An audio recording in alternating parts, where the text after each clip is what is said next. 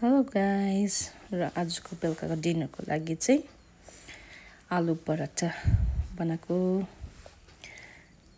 यहाँ तपाईहरुसँग हल्का जिस्किँदै है। यहाँ प्लेन आलुको पराठा खान्छु पनि हो। मेरो नानी, मेरो बहिनीहरु छ। त्यसले गर्दा त पराठा बनाइदिएको आजको डिनरको लागि। म चाहिँ यसरी बनाउँछु। मलाई यसरी बनाउन सजिलो लाग्छ है। यसरी बेलेर है मैले आफ्टर दैट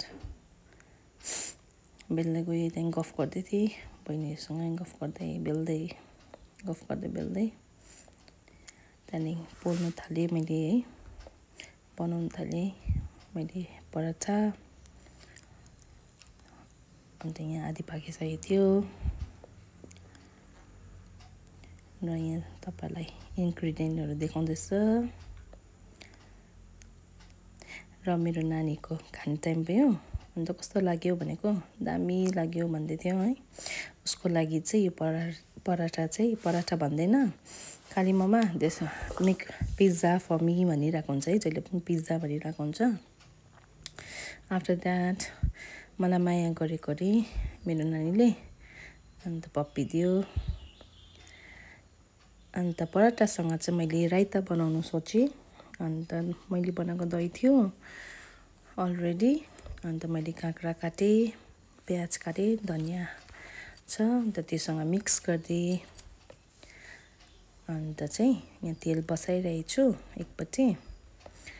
अन्त त्यो तेलमा चाहिँ तपाईले मेन इन्ग्रेडिएन्ट नै राइताको चाहिँ म चाहिँ सादा सादा मनपर्छ र 5 फुरन त्यसमा पड्काउनु मनपर्छ है। र मैले 5 फुरन पनि साइडमा राखेको थिएँ। सो आफ्टर दैट बाहिर राति भएछ भन्दै हामी यहाँ गफ गर्दै हेर्दै थिएँ बाहिरको भ्यू। त्यहाँदेखि 5 फुरन हातमा निकालेर मैले प्यानमा हालेँ है, कराईमा। अन्त आफ्टर दैट मैले निकालेर मेरो राइतामाथि हालिदिएँ यसरी।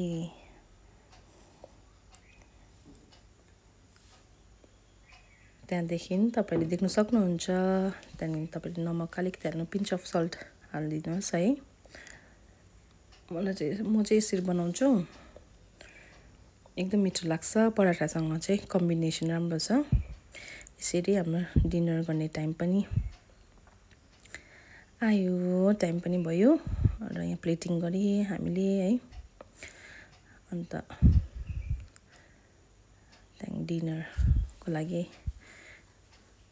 राइता प्लस पराठा खान थालेँ। Thank you guys for watching. Bye by.